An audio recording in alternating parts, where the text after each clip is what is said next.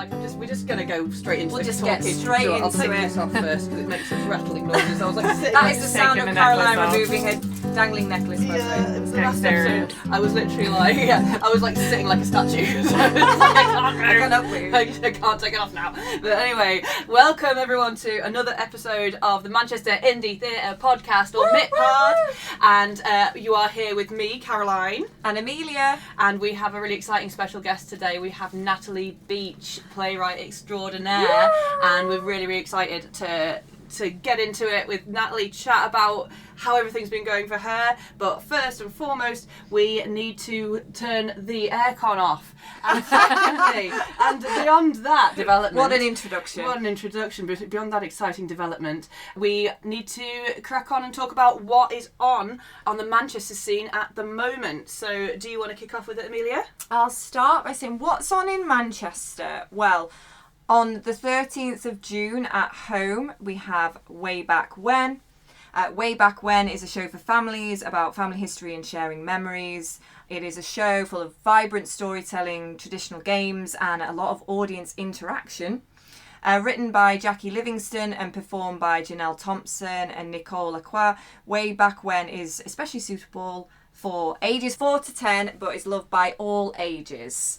And this is going to be a great show by Blue Elephant Theatre. And then we've also got the other Neville, which is coming to 53.2 on the 18th of June to the 20th of June. Imaginatively inspired by England netball legend Tracy Neville, this gripping new netball play steps into the shadows of success, where gold medals, grief and game plans collide. So again, that is the other Neville, coming to 53.2 on the 18th to the 20th of June. So go and catch that if you can.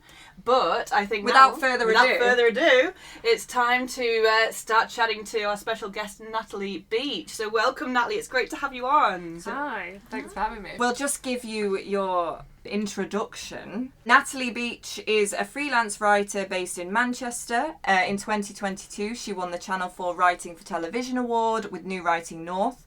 In 2023, she was selected for the Loop Audio Fund and the BFI Script Lab. And in 2024, she won the Women Film Festival Script Competition, as well as being selected for Warner Brothers' Access Programme for New Writers. As a playwright, Natalie's debut play, Collegiate, was staged in London and Leicester with sold-out runs, and she has gone on to receive commissions from organisations such as the International He for She campaign to create documentary and site-specific theatre. Her play Bears, Bears, Bears, which we're very excited to get into, won the DCC Playwriting Award 2025 and premiered at Contact Theatre in May this year. Yeah. She also has a BFI-funded short film, Cass and Roya, set for release this year. This is that's such a back catalogue of successes. Wow. And I mean, both Amelia and I went to see Bears, Bears, Bears at Contact on different days. And yeah, I cannot wait to talk to you about that play. It was brilliant. And I think you're quite aware of the response it got. So, and deservedly so. But yeah, God. Get into it. I mean, do we start off with talking about Bears, Bears, Bears? I really need to talk about it. I feel like we need to, we're absolutely desperate to know everything. It was an absolutely brilliant piece, and I think, it shed light on a lot of important issues, that are really prevalent in society today. Mm-hmm. It had real moments of rawness, humour, and I felt really connected to it, and I was completely mesmerised the whole time. So I'd love to hear from the writer what Bears, Bears, Bears is about, what inspired you to write it, and your journey from the process of, I guess, sitting down to write that to putting it on at Contact. So Bears, Bears, Bears, I guess, as you know probably from the copy around it, was based on reading the survey that was done where they asked women if they'd rather be alone in a forest with a bear or a man, and the women chose bears. And I guess it got me thinking about why we've gotten to that point, how it's gotten to that point.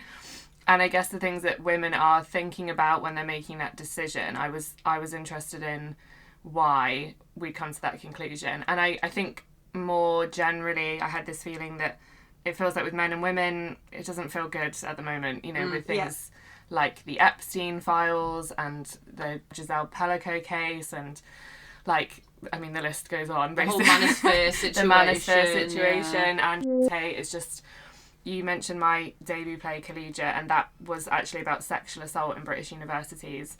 at the time. And it felt like when I wrote that play in the years that came after that, it did feel like things were getting better. And then it feels like it's just like backswung in this crazy way where it's gotten way worse than it was even then. And I suppose it feels a bit like we've all been talking about this for like forever. Yeah. And I wanted to explore how that was playing out in relationships. So the play is a mixture of these stories about bears and metaphors about bears, but also a relationship between, well, 3 characters, but a couple at the heart of it. I wanted to get an audience to confront their ideas of like who they think end up in these situations in terms of the types of women that end up in certain situations and the type of men that end up in these certain types of situations.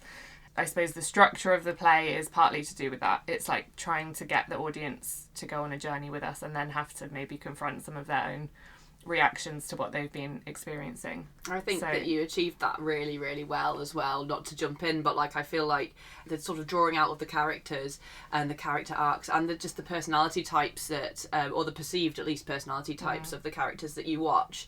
You know, I've written also about gender-based violence, and I think one of the toughest things to do is to introduce the male character, and you know, everyone is expecting you to introduce the male character and be like, and it's the bad guy, you know what I mean? So you need to kind of introduce this person in like a sensitive, layered way where people can sort of see eye to eye with them. And I just think that worked so well. You know, and then whatever you do with them further down the line, it's up to you. But the initial introduction and understanding of that character is so important to build, and like I say, that's one of the things that I love the most about the play. The characters were so multifaceted, yes. and watching it as an audience member, you know, you kind of think one way about them and then you take in an entirely different direction. I think you navigated that so well. I kind of had it in my mind, you know, I was thinking a certain way all the way through and I was waiting for a penny to drop, but then I was being fed more information that was kind of making me think even deeper about my first preconception of it, and yeah, I was just on a journey the whole way, and yeah, I knew about the survey and I was familiar with the concept of it, and I think it really says like a lot. How can people possibly have any doubt about that if we're not, if we weren't within this massive But it's not just any doubt, it is sort of, you know, well, that's majoritively. What I mean, yeah. That's what I mean. It's the fact that it even opens up kind of that thought in their mind of, wait, how do I answer this? It's kind of says it all, doesn't it? Yeah. I mean, when I talk to women about it that I know who pretty much, I think most of us would say bears. Of course. I think it's because you know what to expect from the bear. You're like, you get what it's after, what its behaviour is. Whereas with men, I think women are like, it's like, what are they gonna do? Like what? Like you don't trust them, or you don't know the motives. And I suppose that question was at the heart of the play a little bit. Is that it feels more dangerous to you, the fact that there are so, you know, there is that kind of, I don't know the motive, I don't understand what position I might be facing here. But then there's also guidance, which is not 100% fail-safe, but there's guidance if you're like, say, hiking the Appalachian Trail or whatever. It's like you have signs in areas to say, beware, there's bears here. You can buy bear mace. You're told different techniques to avoid being attacked by a bear.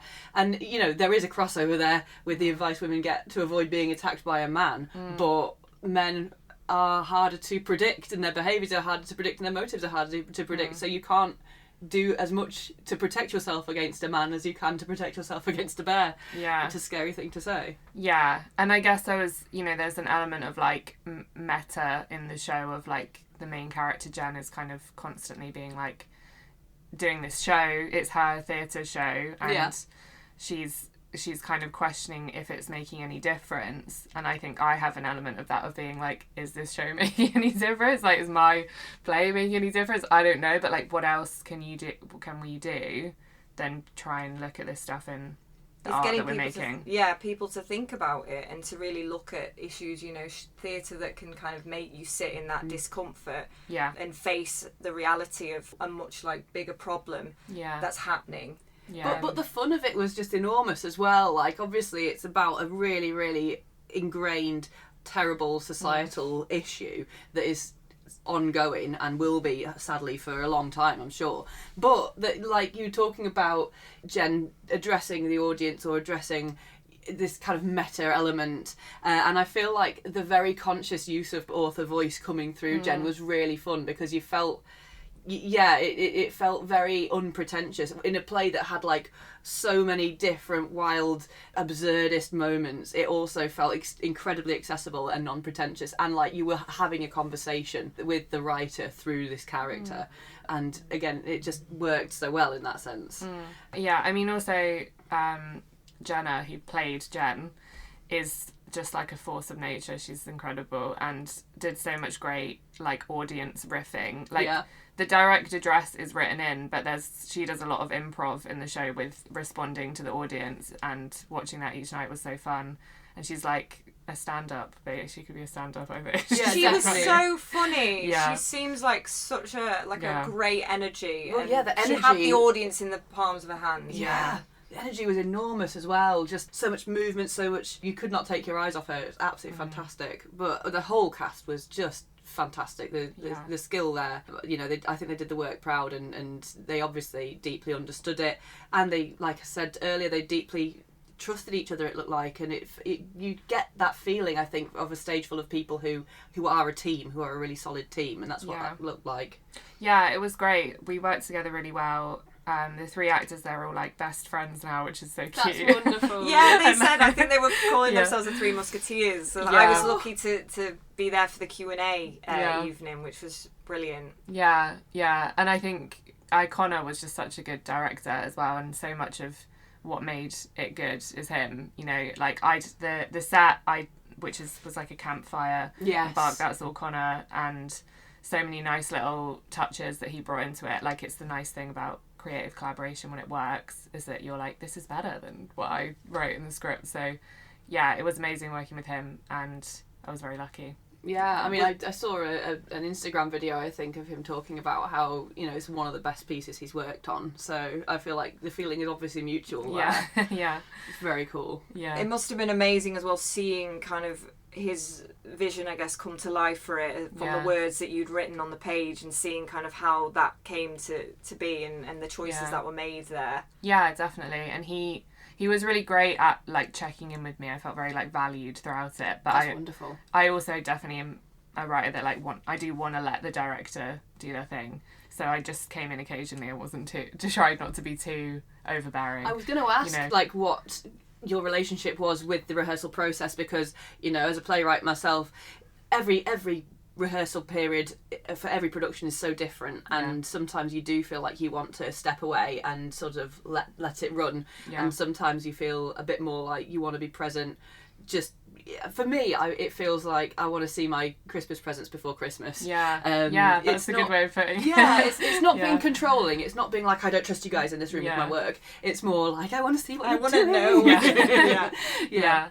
Yeah, I think that's a good way of putting it, because I think you have to be careful as well not to like judge it before it's finished. Yeah. If you're going and being like, oh, it's not done, and or is this going to be how it is when it's done, then you can start worrying about it. And a lot of the time it's like, also they need to try different ways of doing it, and they need to get into the characters. There's so much that's going on in a rehearsal. They're feeling their way through it. Exactly, yeah. So I think it's good to try not to be like judging the thing before you've seen it. Yeah. But I think it was, I came in for a couple of runs, and that was quite helpful, because if there was anything that was like, oh, that's not how I intended this line or something, I could go through that with Connor. So the way that we did it was, towards the end of the process, we did a couple of runs, and me and Connor would make notes, and then we discussed them together afterwards, which was really good, because a lot of the time they were just the same things. It was cool. Oh, this bit needs a bit of work, or this bit is not how, it's not being played how I intended it.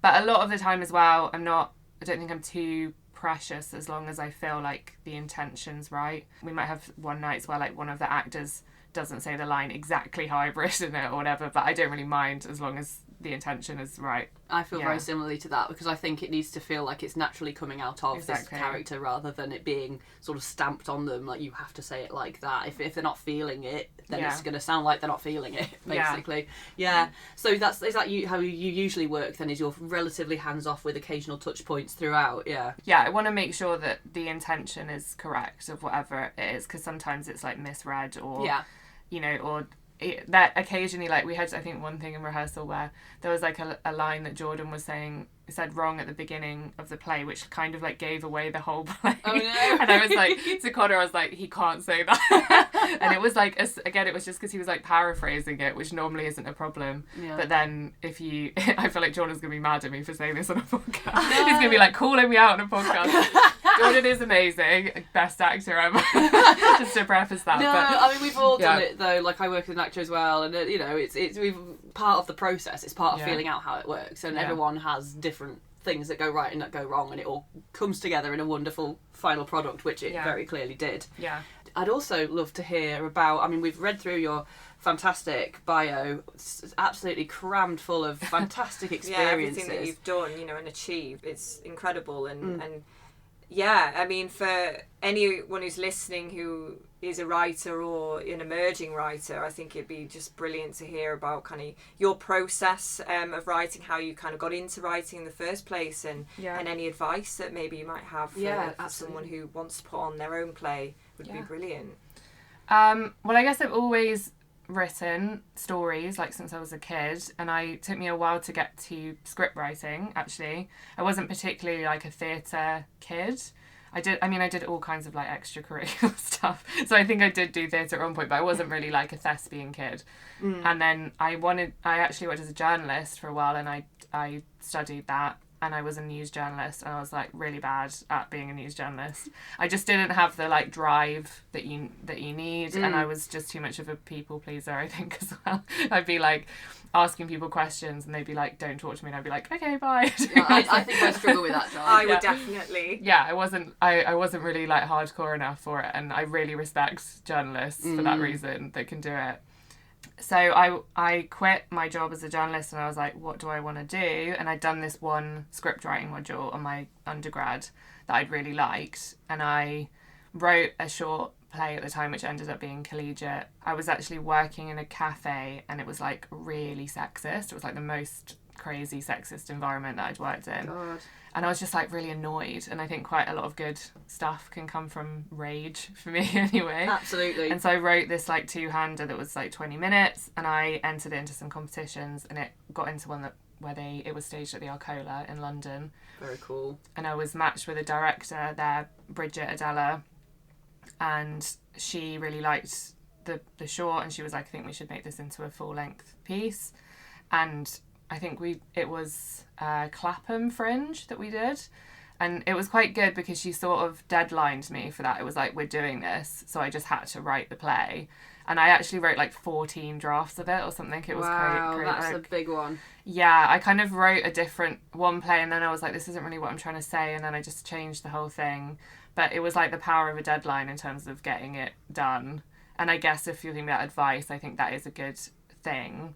For me as a writer, like, you know, I've done lots of like competitions and schemes and things, and I think whether or not you get into them, they're quite useful to use as deadlines for writing things, just to be like, okay, well, I have to submit a play to this, so I'm gonna do it for for this point, because I don't know about you guys, but for me, if I don't have a deadline, I just leave it, and I can just procrastinate and avoid it. And, we've talked about this definitely. before. I think a lot of writers echo that, and we've said it ourselves, that you can get started on something, but if you've got, not that drive of the end date in mind, it's very easy to put it away, isn't it? It's maybe start something else. But when you've given yourself a deadline, you have to submit it by this date, or you've booked this venue even, so you have to, you need to make sure it's done and dusted, One of my favourite quotes, and I'm probably paraphrasing, but is Leonard Bernstein, I think at one point said, to create something great, two things are needed: a plan and not quite enough time. And I live by that, definitely. I'm always flying by the seat of my pants to get something ready. You can do more than you think in that time, because I think sometimes you think, oh, but I'll never be done by that date, I've got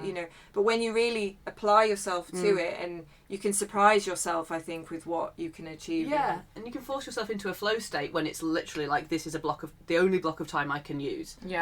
Hopefully sometimes the flow state doesn't come, and you just have to make yourself do it anyway, but still. I think it also does help you not judge it so much, because you're just like, I've just got to finish it, and it's that finished is better than perfect thing, which I definitely believe in, because it's just like, you'll never do anything if you're too critical of it. So that was kind of the start of playwriting for me. And then off the back of Collegiate, which we did at the Bread and Roses Theatre in London and Attenborough Arts Centre in Leicester, where I was living at the time, we had, because it was about universities, we had quite a lot of like universities come and cool. Educational institutions. And then I got commissions off the back of that. So that was the He for She campaign commission that we did, where we did like a short, it was like a half-hour play that was on around campus, which was really fun because you're kind of getting theatre in front of non-theatre audiences. So we had like, like the rugby lads were like made to come and watch it. But then it was actually like, I don't think they wanted to, but then it was great when they did, and we had really good discussions afterwards. So that helped me to kind of get some like professional playwriting experience, I suppose. And then, more recent years, I started to get more into like TV, only development stuff. I haven't had anything on television, but that came from getting the Channel 4 award in 2022. That's Similarly, amazing, by the way. It is incredible. Thanks. Such an incredible achievement. Yeah. I mean, you never expect to get it.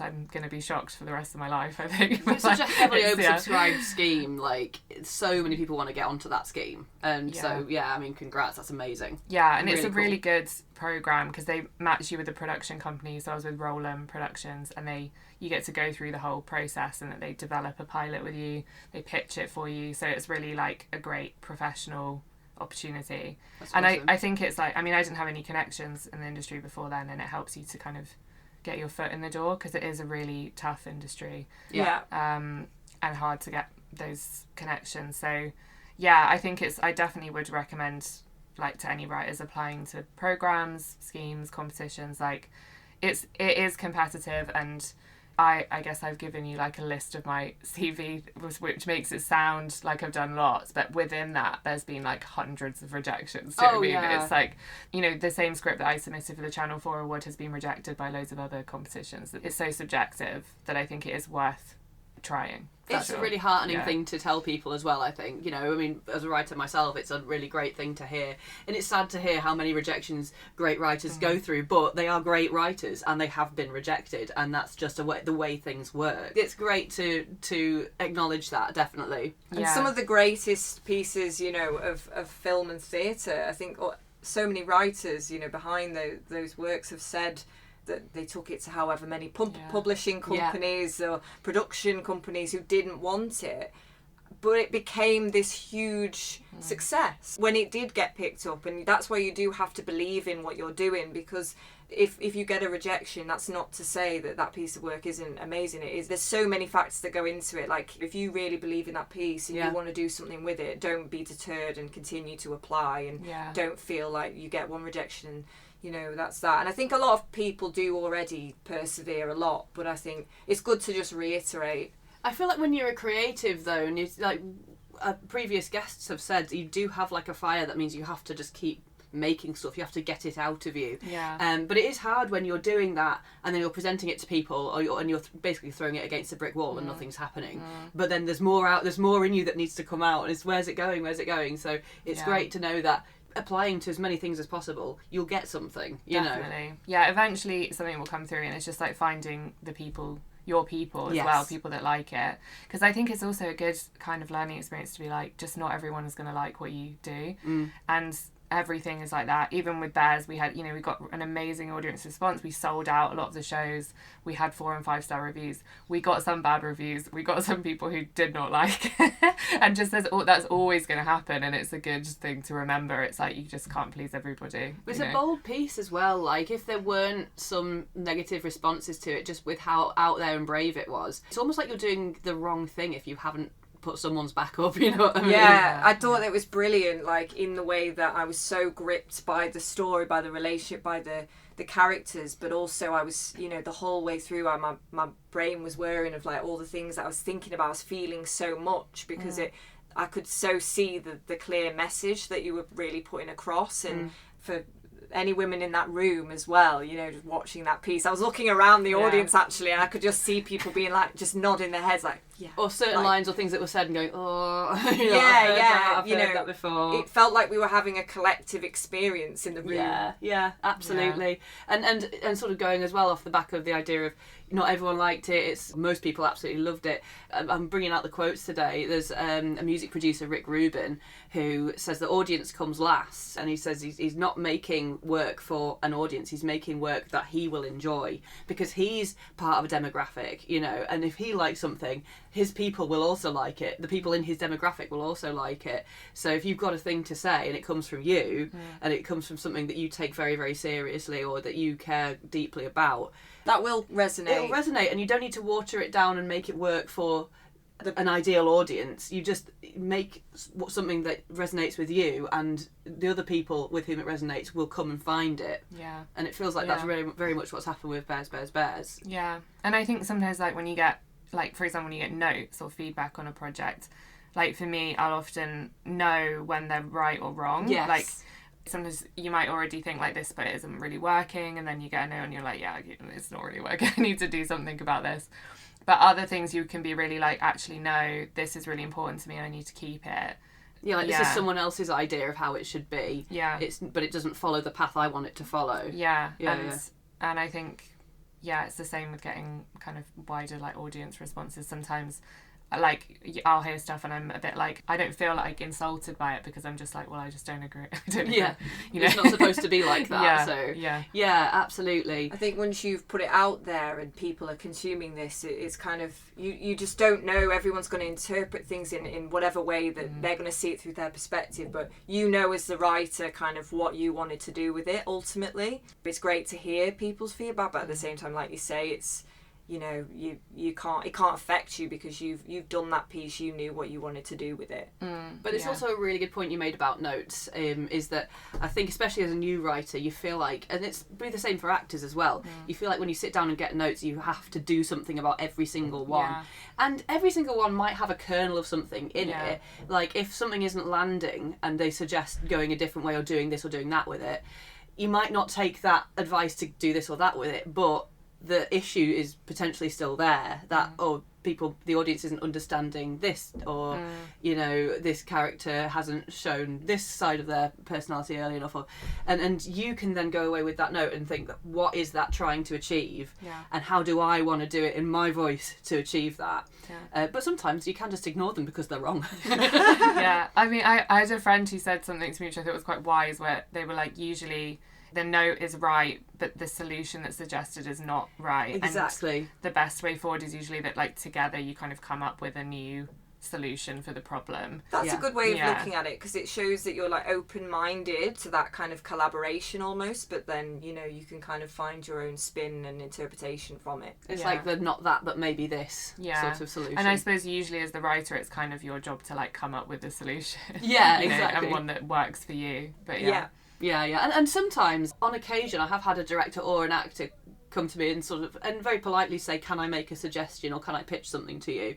And then they've come up with something that's revolutionised the whole thing. And I've gone, do you know what? Okay, yes, I will let you tell me what to do in this instance. Yeah, it's amazing when that happens. I love it. Like, I've had some development people that have done stuff like that, and it's so helpful, because sometimes I think you're so in your own story that you can't really see it anymore. And having someone outside of it come in and be like, what about this? And that's really good development. You're like, that's great, thanks. I'd be like banging my head against a wall for like 2 weeks, and it's great. Someone's just shown you there's a door right next to where you were. I've been there. Well, it's so tough because you're sat with that piece, just you, and like you can kind of get to a certain point with it, and like you say, if you kind of find a block in the script for yourself, and then you think, all right, I'll take a break from that, come back to it. And then sometimes it does come to you, but then other times, like you say, when you have other people kind of looking at it through their lens, it can kind of offer something that can help you, like, at least overcome certain hurdles. But like I say, we're all creatives. Everyone involved in the process is a creative. And as much as I don't really like when directors basically just use actors as human furniture and they tell them where to stand and how to say a thing, because that doesn't bring out the human side of it, that doesn't bring out the intimate personal feel of it. I don't like the idea of, as a writer, telling someone, no, you have to say it exactly as written, you have to, you know, certain things, yes, because there might be words that are pertinent and important to the point, but I feel like in the process, in the rehearsal process and development process at least, I feel like there should be some give and take and some flexibility, because I see it like the writer provides a blueprint as if you're building a house, and this is the blueprint, but then, you know, you get the site foreman and the construction workers and the painters and decorators in, and the finished house is going to be very similar to what you've suggested it should be, but there are potentially fundamental changes that have made it better. But as long as there's a conversation and communication throughout, I think a collaborative way of working is the best way to do it in my mind. Yeah, and I think that things come up when you're doing the production. Like, we did a week of R&D on Bears, and I rewrote it after that, and it was that version before that R&D, because the timeline's non-linear, the transitions, it was just like you just didn't know what was happening or where we were at any point. It was so confusing, and I don't think that I'd realised. When you read it, you can tell because there's things in there, but I was like, actually now we're performing this, you can't really tell where we are in time, and I need to make that clearer to an audience. I was a bit like, I don't want to spell it out too much. I'm happy for an audience to have to kind of puzzle some parts of it together. But other things, I was like, yeah, it's just you don't know what's happening. No, but it's so hard that sort of transition from the page to the stage. Yeah. Because it might be clear in your mind, but you've been so close to it for so long, and then when you see it, you might be like, I have no idea. That doesn't feel like it felt when I wrote it down. But R&D, I've learned this as I've done more and more. It's so important. Yeah. You need scratch nights. You need script readings, table readings, script in hand. You need to work with people that you're used to working with to give you advice on how to shape it. You need to put it in front of people who you've never seen before in your life. Have someone else take it on in their voice, like, as Helen actually recommended, the wonderful Helen Parry, who is getting a name drop in every single one of these bloody episodes. Free publicity for Helen Parry, but the Helen Parry fan club over here. She recommended, when you've written a show, like with a one-woman show, for example, it'd be great to hear somebody else perform it, so you can hear it in someone else's voice. Like, as a writer, even if you're rehearsing it with a group of actors, don't let each actor perform their own lines in the first table read. Like, give it to someone else. Yeah. Because then you can hear, and then it makes them listen to the other characters more, which is so interesting. Yeah, that's a good one. I actually haven't done that before, and that's a good tip. Yeah, it's very cool. Yeah. I actually did want to ask you, because we haven't asked you about this yet, but you have a BFI-funded short film that is coming out this year. Yeah. Cass and Roya. Yeah. So I would love to hear more about that. Absolutely. Yeah, so it's actually, I think this week we finally are going to have the finished cut. Wow. So we've just started doing film festival submissions for it. So yeah, I was on the BFI Script Lab a few years ago, and I wrote Cass and Roya when I did that, which was a good experience because I hadn't really written short film. And actually writing a short film is quite hard because it's like you really don't have much time and you've got to get a lot into it. And the story is about a very wealthy agoraphobic woman called Roya, who basically pays this young drug addict, Cass, in prescription drugs to go out and spy on her estranged daughter, Laura, and while she like tells her what to do. And I suppose Cass is also estranged from her daughter, who's much younger. And it's kind of about mothers and daughters, and I suppose like control and intergenerational trauma. It's probably the most serious thing I've written. Like, Bears, I hope, is funny, but I wouldn't say that Cass and Roya is much more like dark thriller. Mm-hmm. And it's directed by Alice Cornelia, who was someone that the BFI kind of were interested in working with. And Mike Cochran has produced it, who was on their producer lab. So I guess we kind of, through the BFI, came together. And we filmed it last year, end of last year. And yeah, now it's almost done. But just, I mean, it's crazy with film because everything just takes like so much longer. Yeah. Or when it's on screen, there's so many more elements, I suppose, involved. But yeah, it's looking really good, and I'm excited for it to come out into the world. And it's one of those things as well where it's like we've all been with it for such a long time. I think it'd be really nice to get an audience response, because I think Yeah. we've just Definitely. we've been in it for so long. So yeah. Oh, that'll be really nice. That'll be really pleasing. And it must be strange to not have that going on in the background of your life after so long working on it. But Yeah. that is really exciting. And I know, I'm very aware that BFI funding it's the pot of gold at the end of the rainbow for a lot of people. It's a really difficult thing to get. So congrats. That's very, very cool. Thanks. Yeah. I mean, we're really lucky. We got the full amount, so we got to do a cool production, brilliant. which That's was really cool. good. And they help you along the way to develop it.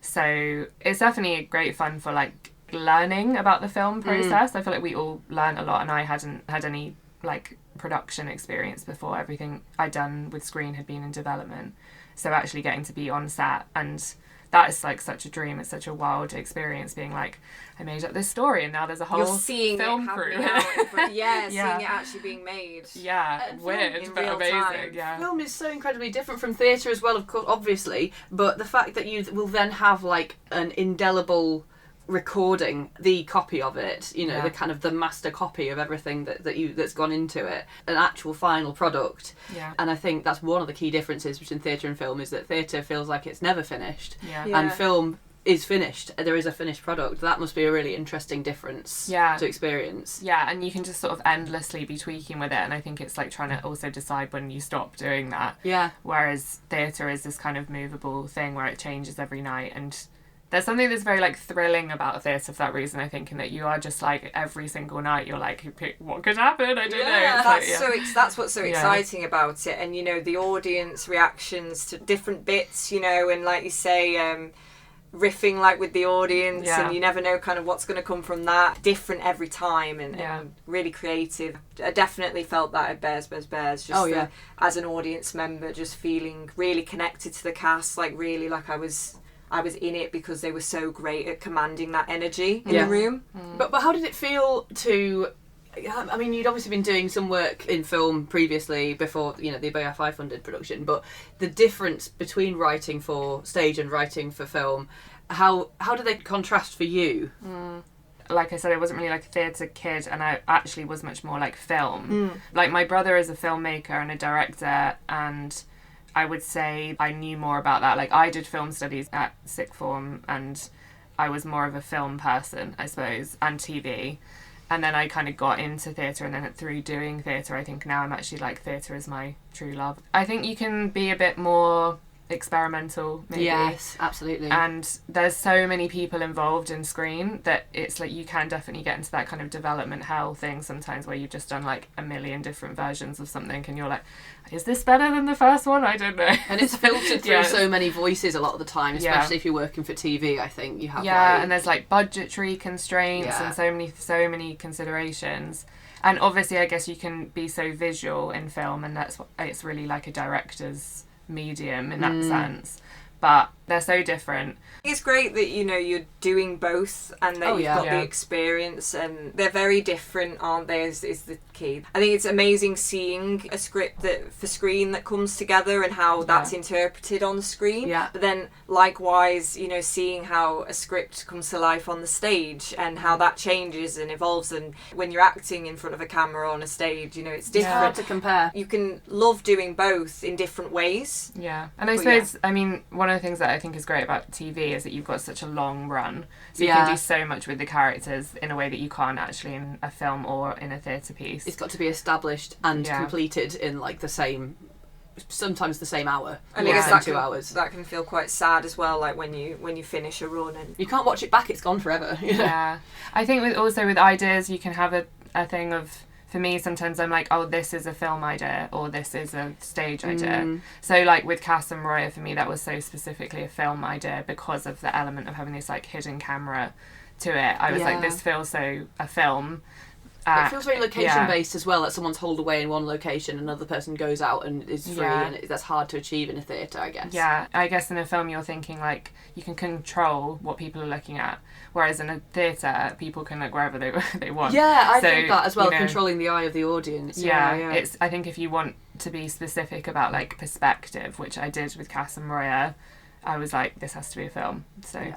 yeah. that's think- really interesting. I think at this point we need to quickly run back through our What's On. I totally forgot that we needed to do that. So, what's on in Manchester? We have Way Back When.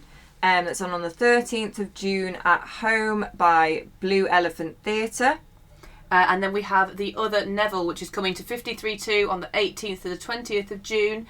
But yeah, so I mean, we are kind of getting to the point where we're drawing to a close with the podcast, really. What I'd really like to hear from you is, like, you've given so much great advice for writers throughout this episode, but is there anything you'd like to leave us with in terms of advice for writers regarding putting your work on, getting your work put on, getting your work seen by the right people, anything like that?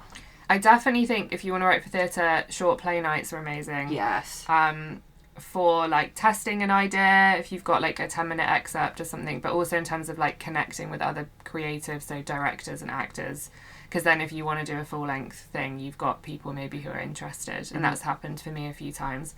Also, I just think, like, you never know who's at these things. Like, I have, and he's now, like, one of my best friends, but Adam James, who's a development person, he had a short play on as well in this short play night. And he came to watch it, and he saw mine. He really liked it. And then I got a meeting with his production company, and that's, like, how we got to know each other. And so you just don't know, do you know what I mean, who's coming to these things. It can feel like a small thing, but actually can be really helpful. Yeah. So definitely those two things. And yeah, also just like you can put on your own play in a fringe theatre and just do it if you want to do it. Yeah. Like, you don't need to ask permission, you can just do it. Yeah. Like, and it's also, I heard Charlie Brooker say this thing, which I think is really good advice, where he was like, the only time you can kind of do completely what you want is right at the start of your career and right at the end of it. And it's true, it's like, you know, when you're so successful, I guess, that no one questions anything you do, or when you don't have all those like relationships and gatekeepers, you can just do whatever you want. So it's actually a great moment to just do whatever you want at the beginning. Yeah, no one else has anything riding on it apart from you. Yeah. It's a really good bit of advice. Yeah. But yeah, I think we're going to have to draw the podcast to a close, sadly, because it's hit that time. But I could, honestly, I could talk about this for ages. Thank you so much, Natalie, for everything that you've shared, you know, your advice, your experiences. You know, I'm really excited for everyone to hear everything you've said. I think it's going to be really useful for all the writers out there. And yeah, we absolutely loved your play. And we're excited to see you to film as well, and kind of what comes next for you. I'm really excited to follow the rest of your career, see where it goes. Yeah, thank you. I feel like I should give a shout out to something. It's tonight, so so basically there's a show called Fuck Machine from Ricochet Theatre, which is going to be on, which I'm excited for anyway, but as part of it they've done this rapid response night where me and there's 2 other writers doing it have written 10-minute plays that are going to be on, I think, after the show. Amazing. So if you come tonight, you'll get to see them. So, brilliant. That's great. We have given this show a shout out, but we didn't know about the rapid response. We didn't know about that, so that's really great to hear. And that's a really good nugget. Come along, come to the rapid response night after Fuck Machine. I didn't think I'd get to say the name again. Yes, but we love it. Yeah. Anyway, if you want to be a guest on MitPod, all you need to do is send an email to mitpoddy@gmail.com. That's mitpoddy@gmail.com. You don't have to be a guest. You can send us in a voice note, an email to read out. If you've got an opportunity to offer anyone, then let us know. If you've got a question you want to ask, if you want to be linked up with anyone in the industry, we may not be able to get you a specific person, but we might be able to point you in the right direction. But yeah, send us an email. You can also follow us on Instagram at MIT_pod, and yeah, like, subscribe. But yeah, that's it from us. Thank you so much. Thank you, Natalie, for coming on. Thank you to everyone. Bye.